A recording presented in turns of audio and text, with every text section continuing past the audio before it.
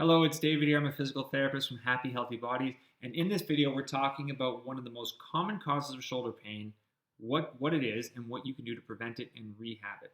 So let's dive in. So we're going to jump over to pelvis pressa here.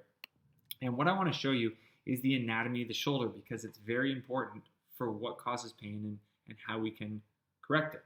So the first thing I want to show you is what's the shoulder composed of? It's composed of three bones. You've got your arm bone that comes up here, that's the humerus. It connects to the shoulder blade here, called the scapula. And then you've got your collarbone or clavicle, which comes across here. Now, what's interesting about the shoulder is that the only place it actually connects to the body is right here, where the clavicle meets the sternum, right here on the body. The rest of it is free floating, right? And just connected with muscles and tissues. If you like learning this type of anatomy and how it relates to pain and rehab, then click the like button in this video, give it and subscribe to the channel, and you can learn more about how to rehab your own body and what causes injuries and what you can do to prevent them. So, as I was mentioning with the shoulder, it's only connected to the body right here. Now, that has a couple benefits and it has a couple consequences. One of the benefits is that we can then get the most range of motion out of any joint of the body. So the shoulder can move in all sorts of different motions, and that's great. So we can move our arms all around and use our hands and arms accordingly. It brings a lot of function. One of the consequences of that is that the shoulder can then habitually sit in a whole bunch of different positions. What commonly happens is the pectorals get tight. We spend so much time sitting around a phone or hunching on a computer, sitting in a car, that the shoulder blade will actually drift outwards on the ribs, and you get this shoulder position sitting further forward. A common muscle that gets tight is called pectoralis minor, which I'll show you here on the right side. And it runs like that, and that can pull the shoulder forward. Now, when the shoulder gets pulled forward, what happens is often the humerus moves forward in the little shoulder joint. You can see that the shoulder blade has two bony prominences here. This is called the acromion, that's the coracoid process, and the arm bone, the humerus, sits in there like a ball and socket. And when the shoulder gets pulled forward, often the humerus moves forward in that ball and socket joint. And that makes our shoulder move in a different way and can lead to pain, it can lead to dysfunction. A simple test you can do on yourself is this.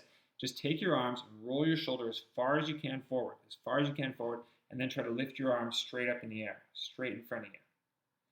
And then take your shoulder, move it back and up, and lift your arm. And see how much easier that is. Changing the position of the shoulder changes how it functions. And commonly, the shoulder gets put into a forwards position, a rounded shoulder, and that changes how the whole joint moves. So the common myth in fitness culture is that we want the shoulders back and down. Let's correct that by taking the shoulders back and down. But we need to bust that myth. And the reason why is because if I throw the nervous system and the arteries on, it'll get really busy. But you can see all these nerves, that's the yellow things, and all these arteries, that's the red things here, run underneath the shoulder blade, between the shoulder blade and the ribs. And if we put the shoulders back and down, it can compress these, and lead to something called thoracic outlet syndrome. It can lead to numbness and tingling in the hand and decreased muscle strength in the arm and hand. So we want to avoid putting the shoulders back and down. So what do? Well, the first thing we want to do is stretch the pecs.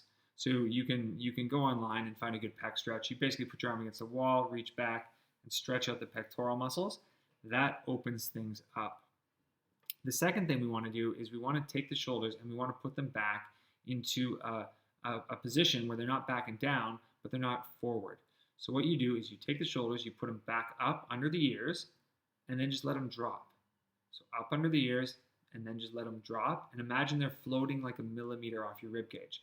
So they float up just a little bit. That's what I call setting the shoulders. It gets them into that proper position. And now we need to train that position.